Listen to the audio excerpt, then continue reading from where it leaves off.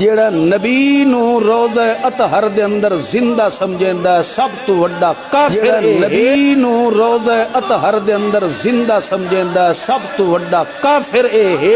استغفر اللہ۔ سنیں آپ اس گمراہ کا عقیدہ، کس طرح کے لوگ اس دنیا میں پائے جا رہے ہیں اور ابھی تک زندہ پھر رہے ہیں، کہ جو معاذ اللہ ثم معاذ اللہ یہ عقیدہ رکھتے ہیں کہ جو شخص یہ کہے کہ نبی اکرم صلی اللہ علیہ وسلم اپنے روضہ اطہر کے اندر زندہ ہیں، اس نے بہت بڑا کفر کیا۔ حالانکہ سب سے بڑا گمراہ تو یہ ہے، کفر تو یہ کر رہا ہے جو معاذ اللہ ثم معاذ اللہ انبیاء کو مردہ کہہ رہا ہے۔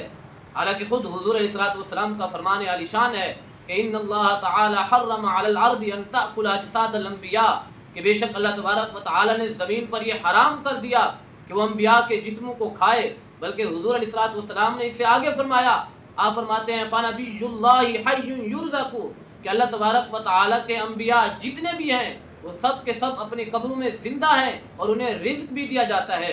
اور اس خبیث کا عقیدہ سنیں تو ایسے لوگوں سے آپ دور رہیں، جتنا ہو سکے ان لوگوں کی مذمت کریں، ان بد عقیدہ لوگوں سے بچیں، ان کے بیان سننے سے بچیں، ان سے دور رہیں۔